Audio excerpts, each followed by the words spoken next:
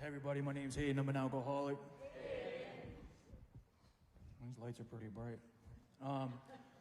So tonight there's going to be a lot of speakers sharing on a lot of topics, and I think the one topic that I want to share on most is faith, right? And so, to qualify myself, right, like I am an alcoholic. I do have a sobriety date. My sobriety date is July 30th of 2021. I didn't wake up that day and say I wanted to get clean and sober and turn my life over to God, right? I definitely wasn't a first timer either, right? And I think, with the times of coming in and out in recovery and AA and things like that, I would hear people talk about this God, right? And I've always had a conception of God. I went to Sunday school. I knew that there was a God, right? But in order for me to believe that there is a God, I'm the type of person that I need tangible evidence. I need God to come down and say, "Hey man, what's up? My name is God." Right? Like that's just who I am, right? Not knowing, because I'm so consumed with self, that my entire life God has been showing that he's real.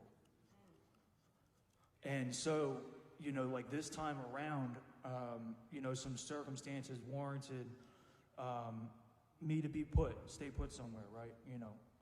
As you can probably see, I've lost a few fingers due to this deadly disease that we have, right? And so, the suggestions that they say, right, and a lot of people are going to touch on that later. And so one of those suggestions was, come to believe in a power greater than yourself, right? So like I kind of said, I had that power. I believed in that power, right? And the very next step after that is to turn my will and my life over to that power. And so when I'm standing there with a sponsor or the person that's taking you through these recovery steps, right? Of course, in the moment, you're going to say, yeah, sure, right? You're getting on one knee, you're like, whoa, hold on, settle down. And so from that moment, right, I declared that I'm turning my will over to God. And, I'm not really going to get into that too much about what goes down after that. There's going to be obviously other speakers that do that. What I really want to stress on is like the faith aspect of it, right? Like today, and in the word, in the book, right, it says that it comes to you, may God come to you sometimes quickly, sometimes slowly. I had that slow interaction with God, right? I didn't just wake up one morning, right, and have this like almighty presence on me. It felt like, he's here. I had to work for it, right? And in order for me to work for it, I had to pray. I had to seek it. And so I did. I took suggestions and I sought this power because I knew I couldn't do it myself, right? Like I knew that all options had failed at this point, right? And so like come full circle to like today what that faith aspect is, and what I really want to stress on is like the service, right? Like above all, God is the first thing in my life, most important thing in my life to this day, right?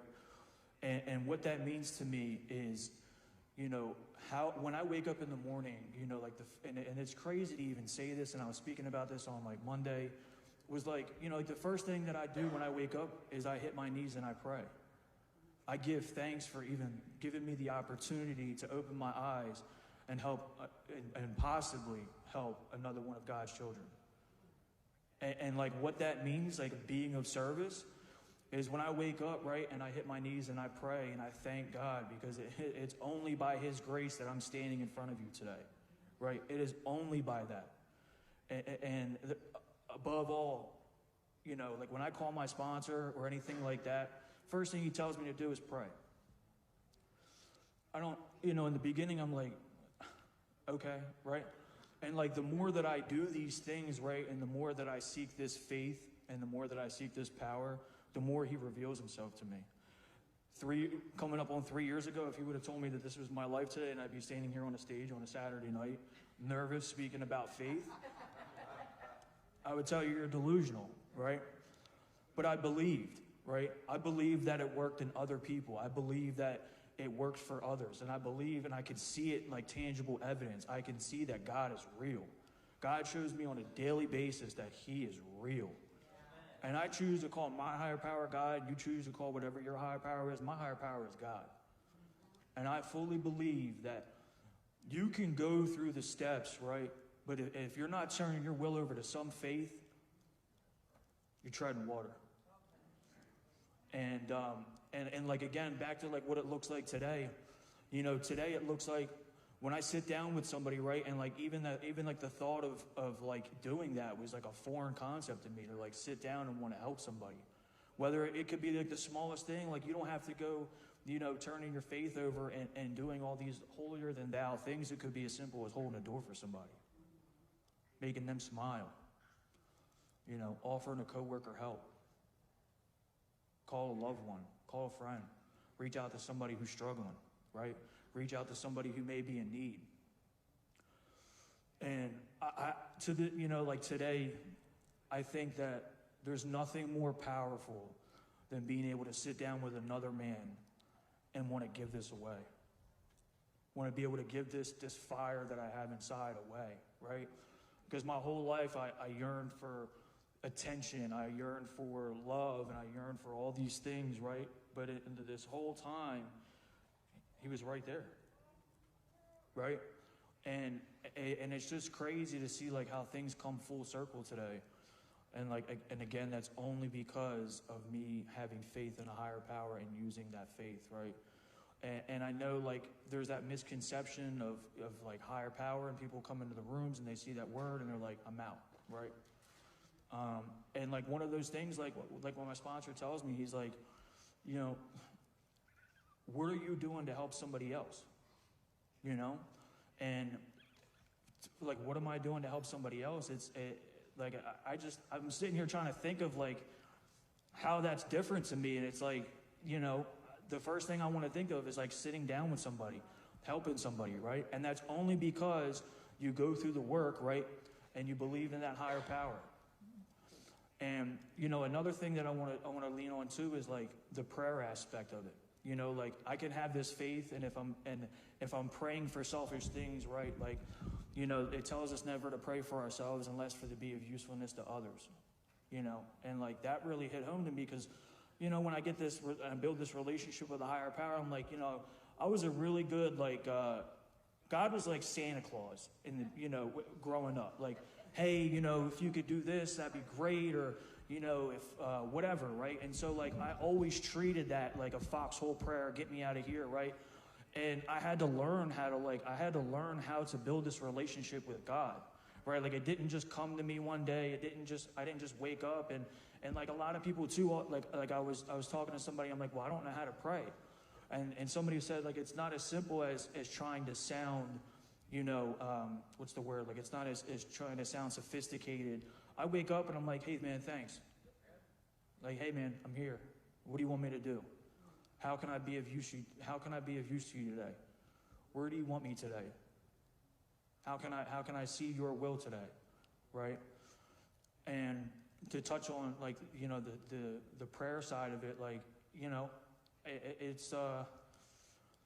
it's not easy to want to turn your will over. Like, you know, it's a daily battle, right? But like the more that I give up and the more that I put my faith in God, the easier my life gets. And like I went through, you know, I'm coming up on, you know, 3 years in July, God willing. And thank you.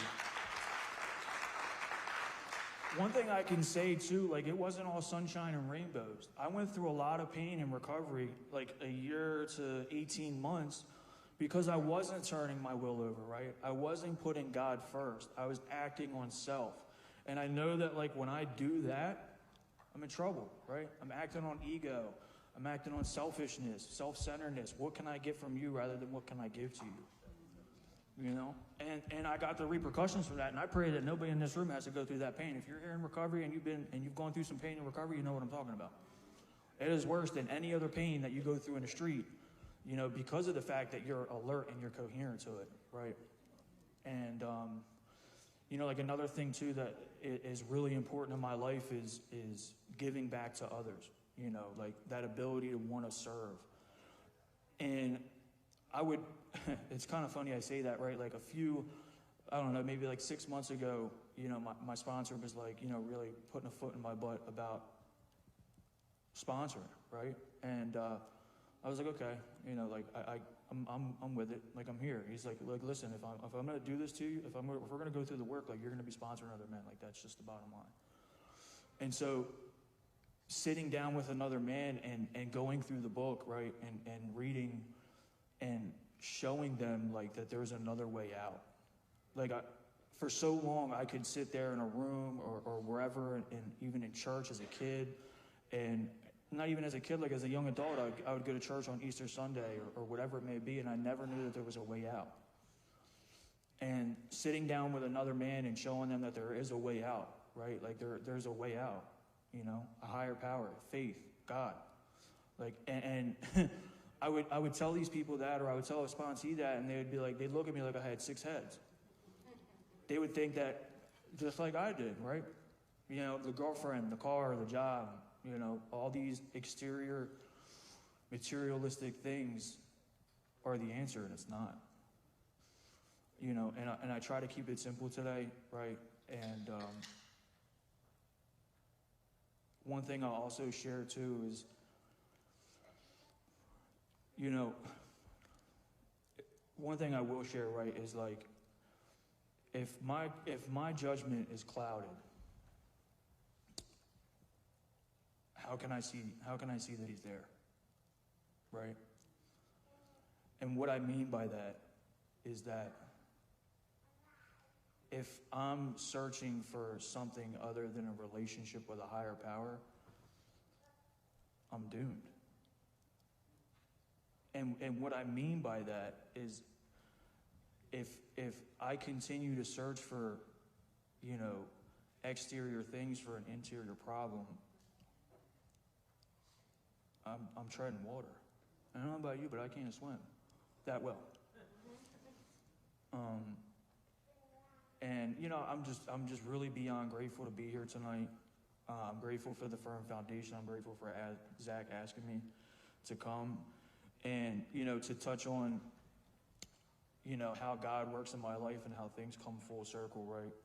When I was 19 years old, I went to Florida. A treatment center had sent me to Florida, and I met this guy named Josh, and I asked him, you know, like I took a suggestion. I asked him if he told me to get a sponsor, so I asked him. He was from Delaware, so I felt connected to this guy, right? I mean, you know, he was very big into prayer. He's very big into God, and he'd been through the work.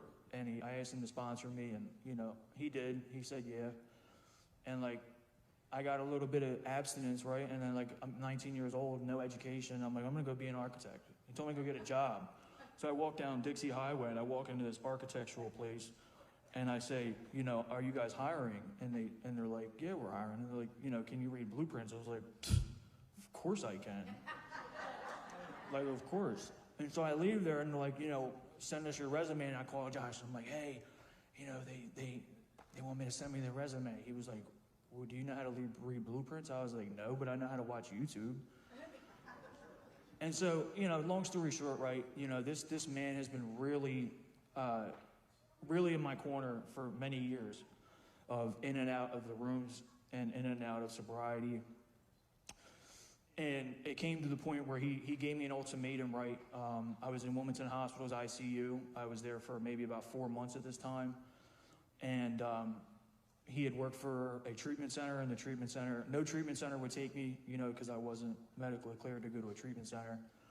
And he had worked for one, and he pulled a lot of strings to get me into a treatment center. And he had told me, he said, you know, you have 2 options here, right? Like, you're either going to be committed, you know, to a state hospital, or you're gonna accept help. And like, for that first moment in my life, right, like, I felt the willingness for help. And to come full circle, to be here, you know, 2.5 years later, standing here on a Saturday, and like, that dude was right all along, right? Turning my will over to a higher power and faith. That guy was right all along. 10 years ago, they were telling me about a higher power, and I never even like sniffed a whiff at it, right?